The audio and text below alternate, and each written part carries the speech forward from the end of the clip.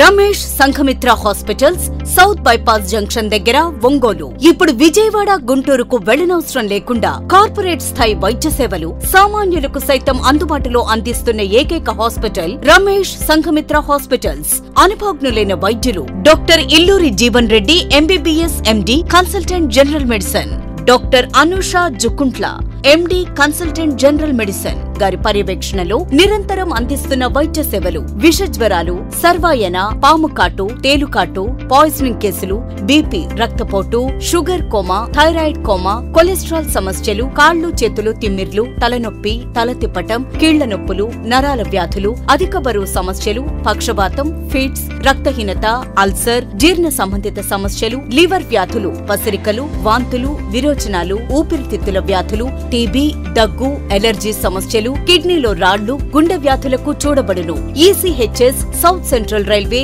ESI, ఆరోగ్య భద్రత, ఆరోగ్య సహాయత, ఏపీఎస్పీడీసీఎల్ అన్ని కంపెనీల ఇన్సూరెన్స్ ఉన్న వారికి అన్ని రకాల సదుపాయాలు మా హాస్పిటల్ నందు కలవు. Ramesh Sanghamitra hospitals south bypass junction దగ్గర ఒంగోలు. సెల్ నంబర్స్ 7799885570 మరియు 7799885571. నమస్తే, టీజీ న్యూస్ కు స్వాగతం. 36వ డివిజన్ నిర్మల్ నగర్ లో పర్యటన వర్ధంత కార్యక్రమం టీడీపీ నాయకులు దాయనేని ధర్మ, నల్లూరి ప్రదీప్, జిఎస్ఆర్ శ్రీనివాసరావు ఆధ్వర్యంలో ఘనంగా నిర్వహించారు. పర్యటన చిత్రపటానికి టీడీపీ నాయకులు పూలమాలలు వేసి నివాళులర్పించారు. ఈ సందర్భంగా నిర్వాహకులు మాట్లాడుతూ ఆశయంలోనూ, ఆలోచనలోనూ, ఆవేశంలోనూ తనకు తానే సాటి అని నిరూపించుకొని ప్రజల హృదయాల్లో చిరస్థాయిగా నిలిచిపోయినటువంటి నాయకులు పరిటాల రవి అన్నారు. ఈ కార్యక్రమంలో టీడీపీ నాయకులు మంత్రి శ్రీను, కామెపల్లి శ్రీనివాసరావు, కొటారి నాగేశ్వరరావు, గుర్రాల రాజవిమల్, శశికాంత్ భూషణ్, రావుల పద్మజ, కుసుమకుమారి, అనంతమ్మ, బీరం అరుణారెడ్డి తదితరులు పాల్గొన్నారు.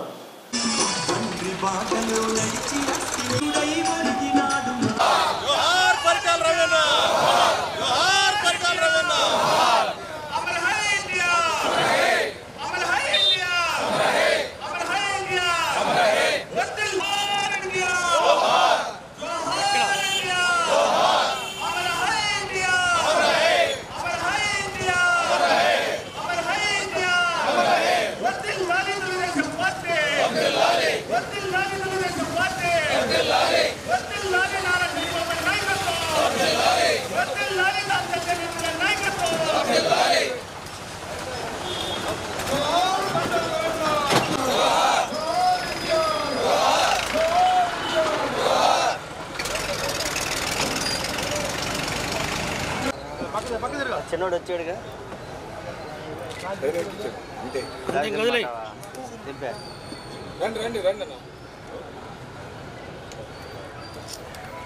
కొంచెం వెనక్కుంటే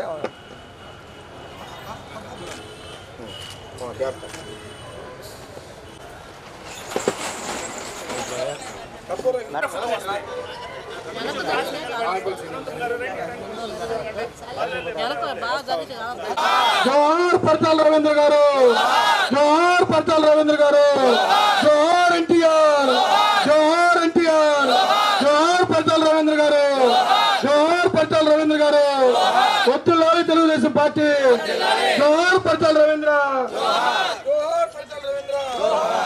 ఆవిడ బాబు అందరు లోన చేసరా, అందరూ ఒక్కొక్కళ్ళు వచ్చి అన్న పరిటాల రవీంద్రకి శ్రద్ధాంజలి నివాళులు అర్పించాల్సిన కోరుతున్నా. అందరూ సీననా, సీననా, శ్యాము అన్న, శశన్న, రాందల్, బొడపాటి అల్లుడు, నా సారదన్న పెద్దగా రా.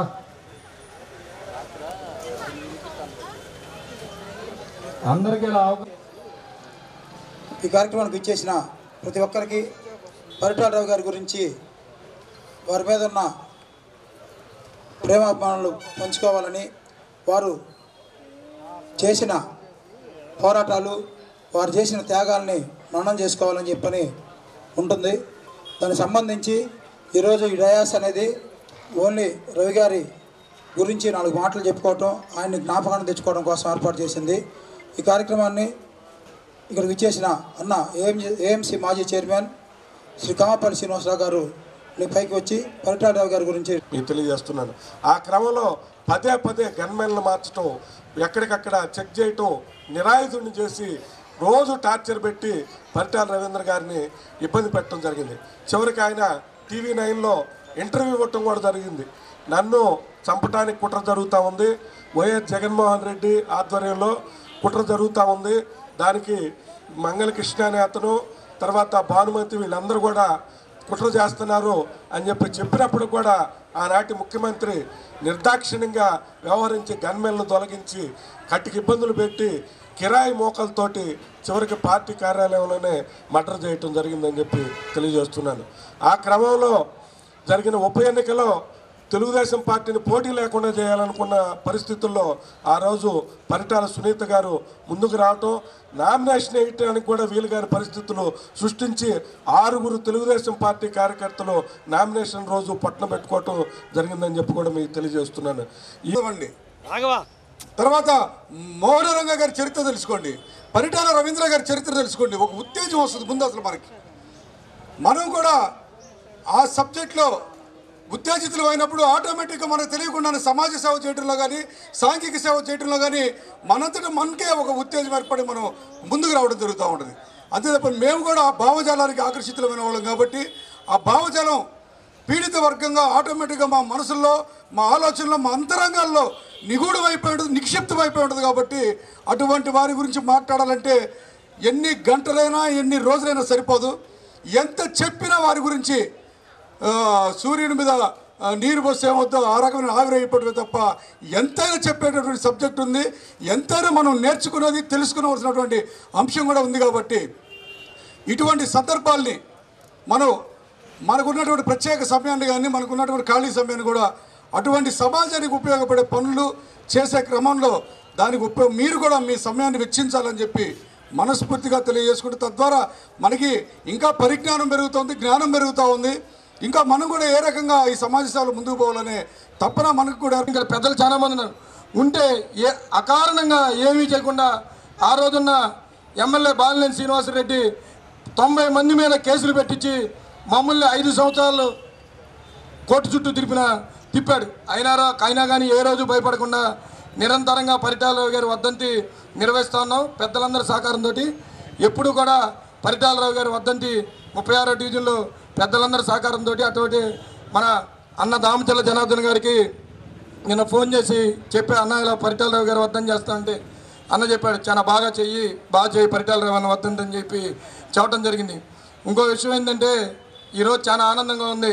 18 సంవత్సరాలు రేతి 2 దాకా ఉండి కష్టపడినా, లేకపోతే ఎన్నింటి దాకా ఉండి కష్టపడినా పరిటాల రవి వర్ధంతి వీళ్ళు చేస్తానని ఎప్పుడు కూడా ఒకళ్ళ పేరు కూడా వేయం. 36వ డివిజన్ అంతే, ఎప్పుడు కూడా అదే పాటిస్తాం మేము.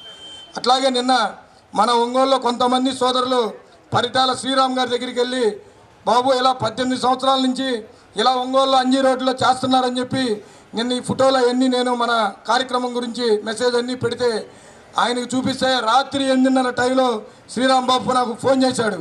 ఎంత ఆనందంగా అనిపించిందంటే అది నేను కోరుకుంటే వచ్చింది కాదు, ఎవరో చెప్తే బాబు గుర్తుపెట్టుకుని నాకు ఫోన్ చేసి, నా అన్న ధర్మన్న ఈసారి వచ్చినప్పుడు మీ టీం అందరితో నేను కలుస్తాను, మీరు కలుద్దురు కానీ అని చెప్పారు. అలాగే డిఎంకే పార్టీ తమిళనాడులో, ఈ 2 పార్టీలని ఏ రాజకీయ పార్టీ కూడా ఎంత పెద్ద నాయకులైనా సరే, ఎంత పెద్ద పార్టీలైనా సరే ఈ 2 పార్టీలని ఎవరు నాశనం చేయలేరు. ఎందుకంటే కార్యకర్తల బలం ఉన్నటువంటి ఈ 2 పార్టీలు మాత్రమే ఈ దేశంలోనే. గుర్తుపెట్టుకోండి, కులం కాదు మతం కాదు, నాస్తికత్వంలో పుట్టినటువంటి డిఎంకే ప్రజల హృదయాల్లో సమాజమే దేవాలయం, ప్రజలే దేవుడు అనేటువంటి స్లోగన్తో వచ్చినటువంటి ఎన్టీఆర్ గారిని చాలామంది అంటూ ఉంటారు, అన్న ఎన్టీఆర్ గారు తెలుగుదేశం పార్టీని పెడితే తర్వాత ఒక కులం ఆ పార్టీని కబ్జా చేసిందని. 100కు 100 అబద్ధం. తెలుగుదేశం పార్టీకి పట్టు కొమ్మలే బీసీలు అనే విషయాన్ని మనం ఎప్పుడు గుర్తుపెట్టుకోవాలా. ఈ రోజుకి కూడా మీరు కనుక యాదవుల ఇళ్లలోకి వెళ్తే పూజా మందిరంలో ఎన్టీ రామారావు గారి ఫోటో ఉంటుంది కృష్ణుడి గెటప్లో, అంటే ఆయన్ని దేవుడిగా ఆరాధిస్తారు. అటువంటి సమాజంలో మనందరం ఉన్నాం, అటువంటి పార్టీలో అందరూ ఉన్నారు. నేను చాలా పార్టీలో పనిచేశాను. నేను అన్న ఎన్టీఆర్ బతికి ఉన్నప్పుడు నేను పూర్తిగా తెలుగుదేశం పార్టీకి వ్యతిరేకంగానే పనిచేశాను. అది వేరే. ఏ పార్టీలో ఉన్నా కూడా నిజాయితీ, నిబద్ధత అనేది ముఖ్యం. అది లేనప్పుడు 100కు 100 మనం ఆ రాజకీయ పార్టీలో కొనసాగటం అనవసరం అనేది నా అభిప్రాయం. తెలుగుదేశం పార్టీ కార్యకర్తల పార్టీ. నాయకులు ఎవరైనా సరే వాళ్ళకి అనవసరం. సైకిల్ గుర్తు ఎవరికి ఉంటుందో, పార్టీ నాయకత్వం ఎవరి నాయకుడిని ముద్రేస్తుందో వాళ్ళ వెనకిడితే కార్యకర్తలందరూ కూడా ఎంతో విశ్వాసంగా కలిసి ప్రయాణం చేస్తారు. ఒంగోలు మంగమూరు జంక్షన్ వద్ద అమరజీవి పొట్టి శ్రీరాములు విగ్రహావిష్కరణ కార్యక్రమంలో మాజీ మంత్రి బాలినేని శ్రీనివాసరెడ్డి, సిద్ధా రాఘవరావు పాల్గొని ఆవిష్కరించారు. ఈ సందర్భంగా సిద్ధా రాఘవరావు మాట్లాడుతూ భాషా ప్రయుక్త రాష్ట్రాల కోసం పోరాడిన మహనీయులు పొట్టి శ్రీరాములని తుది శ్వాస వరకు ఆంధ్రజాతి ఐక్యత కోసం పోరాడారని అన్నారు. ఈ కార్యక్రమంలో mayor Gangadi Sujatha, Aryavysya corporation chairman Kuppam Prasad, deputy mayor Vemuru Suryanarayana, corporator Adipudi Sandelia, విగ్రహ నిర్మాణ కమిటీ ఉపాధ్యక్షులు హేమంత్ కుమార్, గునుపూడి నరసింహారావు, వీరాంజనేయులు తదితరులు పాల్గొన్నారు.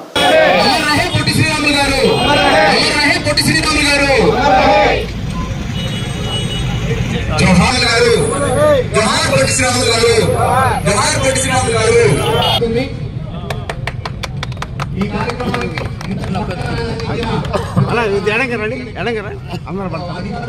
అందరికీ కూడా ధన్యవాదాలు తెలియజేస్తున్నాం.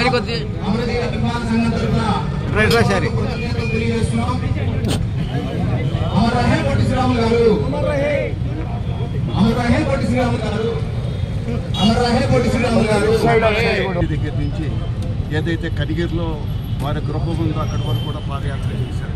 ఎందుకంటే పబ్లిక్లో కూడా ఒక అవేర్నెస్ రావాలి.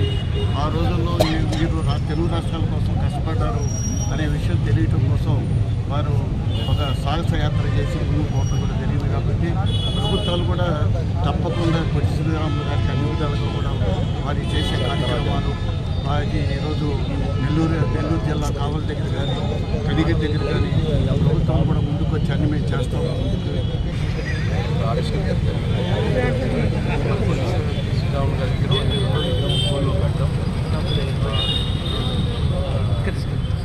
విగ్రహాన్ని ఏర్పాటు చేసినటువంటి సోదరులు కూడా పేరుకున్న రామాంజీ కోట రాంబాబు వీళ్ళందరూ మరియు అందరూ కూడా పేరు పేరున అభినందనలు తెలియజేసుకుంటా ఉన్నాం. మరి పొట్టి శ్రీరాములు గారు ఆయన చేసినటువంటి త్యాగాలు అందరూ కూడా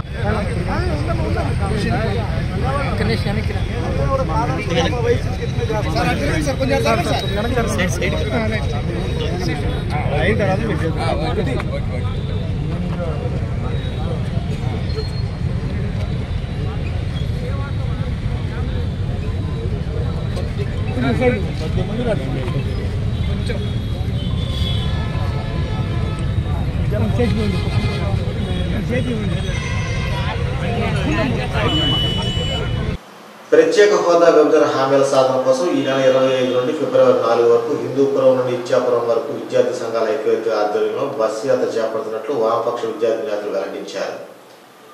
పీడీఎస్యూ కార్యాలయంలో బస్సు యాత్రకు సంబంధించిన వాల్ పోస్టర్ను ఆవిష్కరించారు. రాష్ట్ర ప్రధాన కార్యదర్శి మిత్రులారా, ఆంధ్రప్రదేశ్ రాష్ట్రానికి ప్రత్యేక హోదా విభజన హామీల సాధన కోసం ఈ నెల 25వ తారీఖు నుంచి ఫిబ్రవరి 4వ తారీఖు వరకు బస్సు యాత్ర జరగబోతోంది. దాదాపు 10 రోజుల పాటు జరిగే బస్సు యాత్రలో రాష్ట్ర వ్యాప్తంగా విద్యార్థులు, యువకులు, మేధావులు, ప్రొఫెసర్ల సైతం వల్ల ఈ యాత్రలో పాల్గొంటున్నారు. ఈ యాత్ర ప్రకాశం జిల్లాకి 28వ తారీఖున ఇక్కడ విచ్చేస్తా ఉంది. ప్రధానంగా కేంద్రంలో ఉన్న మోడీ ప్రభుత్వం ప్రత్యేక హోదా ఇచ్చి రాష్ట్రాన్ని అభివృద్ధి చేస్తున్న చేతగాని దద్దమ్మ మోడీ ప్రభుత్వం ఇవాళ అధికారంలోకి వచ్చి 10 ఏళ్ళు అయినప్పుడు కూడా రాష్ట్రం ప్రత్యేక హోదా ఇవ్వకపోగా కనీసం ప్రత్యేక ప్యాకేజీ కూడా ఇవ్వకుండా మొత్తం రాష్ట్రంలో ఉన్నటువంటి 15 యూనివర్సిటీలు ఇవాళ అభివృద్ధి చేస్తామని చెప్పిన మోడీ ఇవాళ వెనక దిగాడు. అట్లా ఇవాళ ప్రకాశం జిల్లా యూనివర్సిటీ కనీసం ₹1 కూడా నిధులు విడుదల చేయకుండా ఇవాళ ఇబ్బంది పెడుతున్న పరిస్థితుంది. అట్లనే కడప స్టీల్ ప్లాంట్, రాయపట్నం ఓడియో లాంటి అనేక పరిశ్రమలు వాళ్ళు నెలకొల్పి విద్యార్థులకు యువజనకి ప్రత్యేక హోదా ఇస్తే అనేక ఉద్యోగాలు కల్పిస్తున్న మోడీ ప్రభుత్వం ఇవాళ ప్రత్యేక హోదా ఇవ్వకుండా ఈ రాష్ట్రంలో ఉన్న పాలకవర్గ పార్టీల మధ్య చిచ్చు పెడుతూ మన రాష్ట్ర నిర్ణయం గురి చేసిన ప్రభుత్వం మనం చూసాం. దీన్ని ఖండిస్తూ ఇవాళ రాష్ట్ర వ్యాప్తంగా యాత్ర జరుగుతూ ఉంది. యాత్రలో మేధావులు అనేక మంది పాల్గొన్నారు. కనుక యాత్రను జయప్రదం చేయాలని చెప్పేసి అన్ని వర్గాల ప్రజలకి, విద్యార్థులకి, యువకులకి మేము కోరుతా ఉన్నాం. ఈ యాత్ర వచ్చినప్పుడు జిల్లాలో విద్యార్థులు అధిక సంఖ్యలో పాల్గొనాలని ఇదే స్ఫూర్తితో రాబోయే రోజుల్లో ఆంధ్రప్రదేశ్ రాష్ట్ర ప్రారంభమవుతుంది. అదేవిధంగా అందులో భాగంగా ప్రకాశం జిల్లా కూడా 27, 28వ తారీఖులో ఈ బస్సు యాత్ర వస్తుంది. కేంద్ర ప్రభుత్వం ఒకవైపు ప్రత్యేక హోదా ఇవ్వకుండా కళ్ళబొల్లి కబుర్లు చెబుతుంది. అదేవిధంగా రాష్ట్ర ప్రభుత్వం కూడా అడిగే పరిస్థితి ఈరోజు లేదు. ఎందుకంటే ఈరోజు రాష్ట్రానికి ప్రత్యేక హోదా వస్తే పరిశ్రమలు వస్తాయి, పరిశ్రమలు వస్తే నిరుద్యోగులకు ఉపాధి దొరుకుతుందని చెప్పేసి కూడా మేము భావిస్తున్నాం. అందుకోసమని చెప్పేసి ప్రత్యేక హోదా వచ్చేంత వరకు కూడా మేము పోరాడతాం. అదేవిధంగా ఈ బస్సు యాత్రతోటే ముగిదు, అంటే భవిష్యత్తులో పార్లమెంటు ముట్టడికి కూడా సిద్ధపడతామని చెప్పేసి కూడా ఈ సందర్భంగా తెలియజేస్తున్నాం. అర్థవంతంగా లేనటువంటి విధంగా ఆంధ్రప్రదేశ్ను విభజించే సమయంలో ఆ రోజు ప్రతిపక్షంగా ఉన్నటువంటి బీజేపీ ఆ రోజు 5 సంవత్సరాల ప్రత్యేక హోదా కాదు 10 సంవత్సరాలు కావాలని చెప్పి రాజ్యసభలో పార్లమెంట్లో బల్లాల గుద్ది మాట్లాడినటువంటి బీజేపీ ఇవాళ అధికారంలోకి వచ్చిన తర్వాత నరేంద్ర మోడీ ఆంధ్రప్రదేశ్ పైన సౌతి తల్లి ప్రేమ చూపిస్తున్నాడు. ఏ మాత్రం కూడా ప్రత్యేక హోదా మీద అటువంటి ఆలోచన లేకుండా పోయింది. దీనికోసం ఆంధ్రప్రదేశ్లో ఉన్నటువంటి విద్యార్థి యువజన జేఏసీ వామపక్షాల ఆధ్వర్యంలో ఇవాళ పెద్ద ఎత్తున బస్సు యాత్ర జరుగుతూ ఉంది. ఈ యాత్రను జయప్రదం చేసుకొని ఆంధ్రప్రదేశ్లో ఉన్నటువంటి యువకులు, మేధావులు, విద్యార్థులందరూ కూడా పాల్గొని ప్రత్యేక హోదా సాధన దిశగా ఈ యొక్క ఉద్యమాన్ని ఉధృతం చేయాలని, పాలక ప్రతిపక్ష పార్టీలకు కూడా ఈ యొక్క యాత్రలో పాల్గొనకపోతే, కేంద్రాన్ని నిలదీయకపోతే రాష్ట్రం రాబోయే రోజుల్లో వీళ్ళకు కూడా తగిన మూల్యం చెల్లించక తప్పదని కూడా ఈ సందర్భంగా తెలియజేస్తూ ఇది ఆరంభం. మద్దతు తెలియజేస్తూ ఉన్నారు, ఒక్కోసారి వ్యతిరేకిస్తూ ఉన్నారు, బస్సు యాత్ర చేస్తామంటే పర్మిషన్లు ఇవ్వమంటా ఉన్నారు. ఈ విధంగా రకరకాల నాటకాలన్నీ కూడా ఆడుతూ ఉన్నాయి. కాబట్టి ఈ యాత్ర డిమాండ్ చేస్తూ ఉంది, అన్ని పార్టీలు తమ విధానం ఏంటో తెలియజేయాలి. ఈ యొక్క ప్రత్యేక హోదా విభజన హామీల సాధన కోసం జరుగుతున్న ఈ ఉద్యమంలో ఎవరైతే పాల్గొంటారో వాళ్ళు మాత్రమే దేశభక్తులుగా ఈరోజు మేము పరిగణిస్తాం. కాబట్టి ఆంధ్రప్రదేశ్ అభివృద్ధి కోరుకునేటువంటి ప్రతి ఒక్కరూ, అది ప్రతి ఒక్క వ్యక్తి ఈ యొక్క ఉద్యమంలో భాగస్వామ్యం అవ్వాలి. లేని పక్షంలో ఈరోజు బీజేపీ ప్రభుత్వానికి ఏ విధంగా అయితే హెచ్చరికలు జారీ చేస్తూ ఉన్నామో అటువంటి పార్టీల పట్ల కూడా అదే వైఖరి ఉంటుందనేసి తెలియజేస్తూ ఈ ఒంగోలు నగరంలో ఉన్నటువంటి ఈ నెల 26న వ్యవసాయ చట్టాలకు వ్యతిరేకంగా జరిగే ట్రాక్టర్ ర్యాలీ నిర్వహించేందుకు తీసుకున్న నిర్ణయానికి మద్దతుగా ర్యాలీలో రైతు సంఘాలు, యువజన విద్యార్థి సంఘాలు కూడా ర్యాలీలో పాల్గొనాలని అఖిల భారత రైతు కూలీ సంఘ రాష్ట్ర ప్రధాన కార్యదర్శి చిట్టిపాటి వెంకటేశ్వర పిలుపునిచ్చారు. ఇలాగా వ్యవసాయానికి యూరియాకి అలాగే డిఏపికి వీటికి ఇచ్చేటి సబ్సిడీలన్నింటినీ కూడా ప్రభుత్వం బై క్యాష్ మేము రైతులకు వేస్తామని చెప్పి ఉపసంహరించుకుంటుంది. అందుకని తిరిగి ఢిల్లీ తరహా ఉద్యమాన్ని దేశవ్యాప్తంగా తీవ్రతరం చేయడానికి అన్ని రాష్ట్రాల్లో ఉండేటి వ్యవసాయ నాయకత్వం అలాగే రైతు కూలీ నాయకత్వం ఇటీవల పంజాబ్లో, హర్యానాలో సమావేశమైంది. భవిష్యత్ కార్యాచరణ గురించి చర్చించింది. జనవరి 26 రిపబ్లిక్ డే ఏదైతే ఉందో ఆ రిపబ్లిక్ డేని గౌరవిస్తూనే అదే రోజు నరేంద్ర మోడీ మాట తప్పిన దానికి వ్యతిరేకంగా రైతాంగం ఉద్యమించాలని అన్ని రైతు సంఘాలు, అఖిల భారత రైతు సంఘాల సమన్వయ కమిటీ పిలిపించింది. సంయుక్త కిసాన్ మోర్చా దేశవ్యాప్తంగా అన్ని జిల్లాల్లో ఈ ఉద్యమాన్ని తీవ్రతరం చేయమని పిలుపునిచ్చింది. ఉత్తరాది రాష్ట్రాల్లో ఉండేటి రైతులు ఒక హర్యానాలో ఒక 2 లక్షలు, 1,00,000 మధ్య తగ్గకుండా ఒక పెద్ద ప్రదర్శన తీయాలని కూడా రైతు సంఘాలు పిలుపునిచ్చి, ముఖ్యంగా రైతుల ప్రధానమైన డిమాండు వ్యవసాయాన్ని కార్పొరేటీకరణ చేయొద్దు, కనీస మద్దతు ధర ఏదైతే ఉందో రైతాంగానికి ఇచ్చింది ఇప్పుడు దాకా దాన్ని చట్టబద్ధం చేయాలని, రైతుల మీద పెట్టిన 80,000 కేసులు అయితే ఉన్నాయో అవి ఉపసంహరించుకోవాలని ఈ ఉద్యమ సందర్భం. రైతు సోదరులారా, రైతు గెలవాలి, వ్యవసాయం నిలవాలని చెప్పని మరి ఢిల్లీలో రైతులు మహత్తరమైనటువంటి పోరాటం చేశారు. నరేంద్ర మోడీ ఏంటంటే కార్పొరేట్ శక్తులు ఆదాని, అంబానీ లాంటి వాళ్ళకే మరి ఈ యొక్క వ్యవసాయ రంగాన్ని కట్టబెట్టే పరిస్థితుల్లో మరి అక్కడ సింగు, టిక్రీ ఆ బార్డర్లో రైతులు చేసే ఆందోళనకు తలొగ్గి మరి 3 వ్యవసాయ చట్టాలు వెనక్కు తీసుకుంటున్నట్టుగా ప్రకటన చేశాడు. కానీ ఇంకా అవి నెరవేరలేదు. రైతులు గ్రామీణ ప్రాంతాల్లో రైతుల పరిస్థితి ఏ విధంగా దీనంగా తయారైంది అని చెప్పి అంటూ, ఓహో రైతన్న, ఓహో రైతన్న, నేలనే ఏలాలి లేవరా రైతన్న, మూట పాటలు పాడి ఆతాము తోడి నాగటెడ్లను గట్టి నేలరా పాడి నాగేటి సాళ్లల్లో నడుమొంచి విత్తంగా తొలకరి జల్లుల్లో మొలకలే మొలవంగా పైరుకే జీవాన్ని పోసిన రైతన్న జీవోత్సవంలాగా మిగిలినావేమన్నా ఏ రైతు చెమటింకి ఈ నేల తడిసెను ఏ రైతు ఊపిరి ఈ బాపట్ల జిల్లా బల్లికొరవ మండలం కొమ్మినేనివారిపాలెం గ్రామంలో వింత చోటు చేసుకుంది. గ్రామంలోని ఓ పశువుల కష్టం వద్ద ఉన్న వేప చెట్టుకు పాలు కారడం చర్చనీయాంశంగా మారింది. పాలు కారుతున్న వేప చెట్టును గ్రామంలోని ప్రజలు మహిళలు వింతగా చూస్తున్నారు. కొంతమంది బ్రహ్మంగా చెప్పిన కాలజ్ఞానం ప్రకారం వేప చెట్టుకు పాలు కారుతున్నాయన్న మాట నిజమైందంటున్నారు. జన విజ్ఞాన వేదిక వారు వృక్షశాస్త్ర నిపుణులు మాత్రం పెద్ద పెద్ద వృక్షాలు నీటిని నిల్వ చేసుకునే సామర్థ్యం ఉంటుందని, అనేక రకాల బ్యాక్టీరియాలు శిలీంధ్రాలు వంటి వాటి ద్వారా ఇన్ఫెక్షన్ ఏర్పడిన సమయంలో దాని ద్వారా చెట్టులో గాయమైన ప్రాంతంలో లెటెక్స్ అనే చిక్కటి ద్రవ పదార్థ రూపంలో కారుతుందని, సైన్స్ గురించి తెలియని వారు దీన్ని పాలు కారమని అంటున్నారని వృక్షశాస్త్ర నిపుణులు చెబుతున్నారు. జన విజ్ఞాన వేదిక వారు వృక్షంలో వచ్చే మార్పుల ప్రభావంగానే ఇలాంటివి జరుగుతున్నాయని, మూఢనమ్మకాలు నమ్మవద్దని తెలిపారు. చెట్టు కోనంకి చంద్రమౌళి గారి చెట్టు కింద వేప చెట్టుకి పాలు గారుతున్నాయి. జనం ఇంతగా చూసి వెళ్తున్నారు. మాకు ఆశ్చర్యంగా ఉంది. 10 రోజుల నుంచి కారుతున్నాయి. మాకు ఆశ్చర్యంగా ఉంది. నేను చెప్పేది.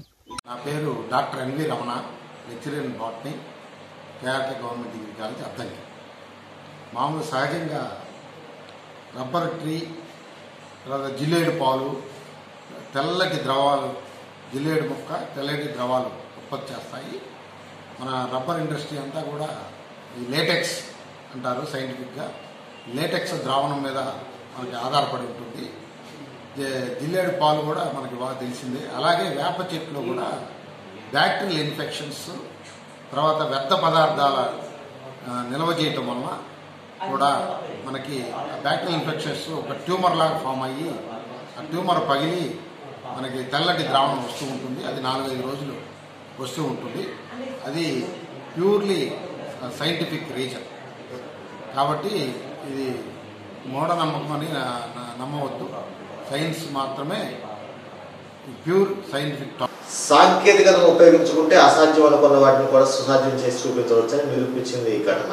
షేక్ కాదర్ వెంకటేశ్వర ఆటోమొబైల్ షాపు నిర్వహిస్తున్నారు. ఆక్రమణలు తొలగించే పనిలో భాగంగా అధికారులు భవనంలోని సగ భాగానికి మార్కింగ్ ఇచ్చి తొలగిస్తున్నామంటూ నోటీసులు ఇచ్చారు. ఇంటిని పడగొట్టడం ఇష్టం లేక అది ఇష్టం లేని ఇంటి యజమాని అంతర్జాలంలో వెతికి పరిష్కారాన్ని కనుగొన్నారు. జేజే లిఫ్టింగ్ అండ్ షిఫ్టింగ్ సర్వీసింగ్ కలిశారు. దీంతో company MD K Sai Srinivas భవనాన్ని పరిశీలించి ఏపీసీఆర్డీ అనుమతులతో 30 అడుగుల మేర వెనక్కి జరిపేందుకు పనులు శ్రీకారం చుట్టారు. పనులు పూర్తి కావడంతో భవనానికి తూర్పు భాగంలో ఫౌండేషన్ వేసి 25 అడుగులు వెనక్కి జరిపారు. దీనికి మొత్తం 10 లక్షలు కంపెనీకి ఇస్తున్నామని, మరో 5 లక్షలు ఖర్చు అవుతుందని అన్నారు. ఇంటికి ఎటువంటి నష్టం జరిగినా కంపెనీ వారి భరిస్తారని తెలిపారు. తీరా మొదలు పెట్టాక తెలిసింది ఇల్లు జరపడం కోసం ఉపయోగిస్తున్న పనిముట్లు, చాకచక్యంగా వ్యవహరిస్తున్న వర్కర్ల తీరు చూసి చూసేవారు నివేరిపోతున్నారు. పని మొదలుపెట్టిన రోజు నుంచి కూడా ఇది సాధ్యపడుతుందని సందేహం ఉండేదని, కానీ వారు చేస్తున్న పని చూశాక నమ్మకం కుదిరిందని కాదర్ బాబు ఆనందం వ్యక్తం.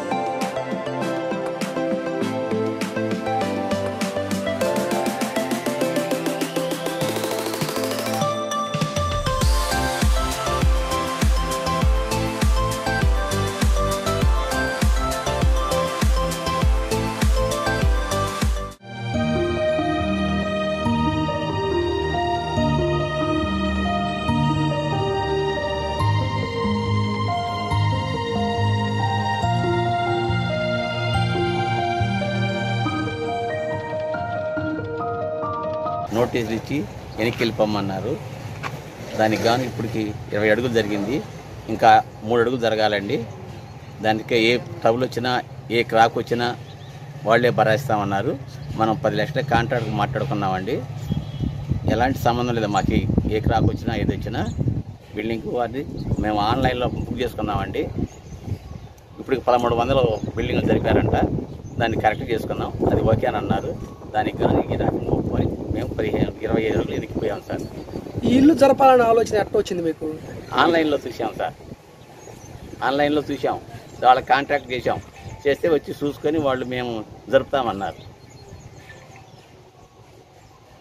బిల్డింగ్ మాది ఇట్లా ఆర్మీలో వెళ్ళిపోతుంది, దీన్ని మీరు వెనక్కి జరపగలుగుతారా అని మాట్లాడాము. వచ్చి చూసుకున్నారు, మేము జరుపుతామన్నారు సార్.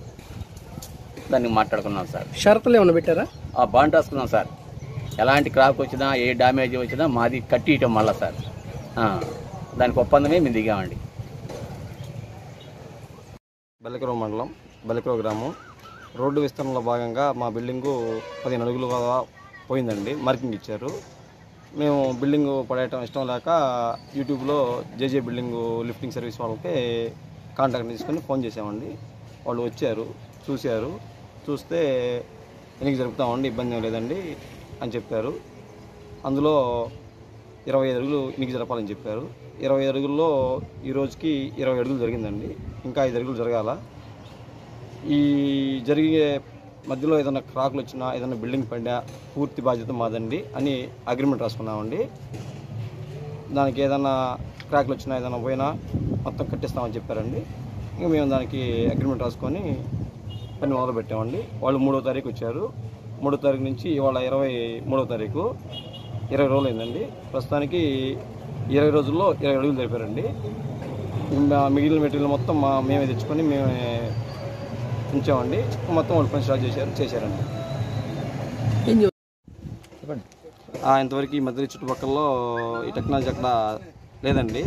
యూట్యూబ్లో చూడటం వల్ల మాకు ఉపయోగపడుతుందని చూసాము. ఈ బిల్డింగ్కి సుమారుగా 30 లక్షలు ఖర్చు అయ్యిందండి. దానికి ఇప్పుడు 15 లక్షలతో అయిపోతుందని చెప్పేసి కొంచెం ఉపయోగపడతాం కదండి చేసామండి. ఈ చుట్టుపక్కల ఇంతవరకు ఎవరు చేయలేదు కాబట్టి జనాలు బాగా వచ్చి చూసిపోతూ ఉన్నారండి. అదండి సంగతి. ఈ వార్తలు సమాప్తం. నమస్కారం.